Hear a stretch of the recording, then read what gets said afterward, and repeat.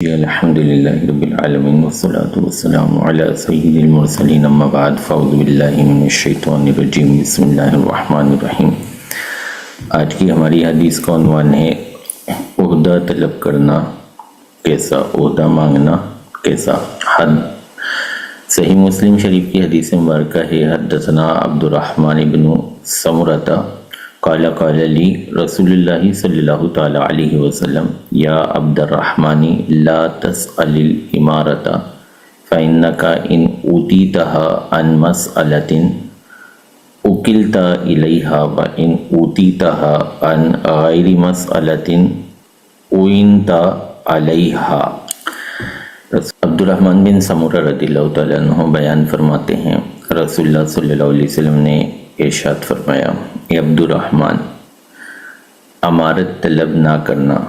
عہدہ طلب نہ کرنا، کیونکہ اگر تم کو طلب کرنے سے ملی تو تم اس کے حوالے کر دیے جاؤ گے، اور اگر تمہیں مانگے بغیر ملی تو تمہاری مدد کی جائے گی۔ اس حدیث مبارکہ میں ہمیں اس بات کی تعلیم دی گئی ہے، ہمیں یہ بات سمجھائی گئی ہے کہ کوئی عہدہ، کوئی منصب، کوئی ذمہ داری مانگ کر نہیں لینی چاہیے، کیونکہ اگر ہم اس کے لیے سوال کریں گے، اگر ہم اسے مانگیں گے، اگر ہم وہ کسی سے طلب کریں گے تو پھر اللہ تبارک و تعالی اس ساری ذمہ داری کو ہمارے سپرد کر دیتا ہے، ہمیں خود وہ ذمہ داری نبھانی ہوتی ہے، اس کے تمام ضروریات ہمیں خود پوری کرنے پڑتے ہیں، اور ظاہر انسان کے لیے انتہائی دشوار ہوتا ہے کہ وہ تائید الہی کے بغیر، نصرت الہی کے بغیر معاملات کو حل کر سکے۔ جبکہ دوسری صورت یہ ہے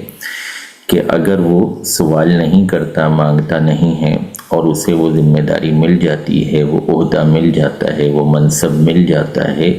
وہ رتبہ مل جاتا ہے،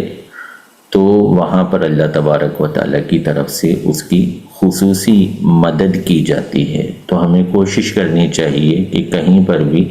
کسی آفس میں، کسی جگہ میں، کسی ایسی جگہ میں جہاں ذمہ داری لینا بہت زیادہ ضروری نہ ہو، ایک تو ہوتا ہے جاب حاصل کرنا، تو ظاہر ہے اس کے لیے تو تگ و دو کرنی ہوتی ہے، لیکن عہدہ طلب کرنا، منصب طلب کرنا جس کے ذریعے کچھ لوگ ہمارے ماتحت ہو جائیں، کچھ لوگ ہمارے ماتحتی میں آ جائیں، تو اس کی ہرگز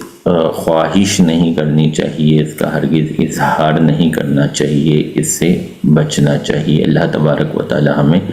احادیث کریمہ پر عمل کرنے کی توفیق عطا فرمائے، آمین ثم آمین بجاہ النبی الامین صلی اللہ تعالی علیہ وسلم۔ اسی طرح کی مزید احادیث سننے، دیکھنے اور ان کی تشریحات جاننے کے لیے لنک پر کلک کیجیے اور چینل پر وزٹ کیجیے۔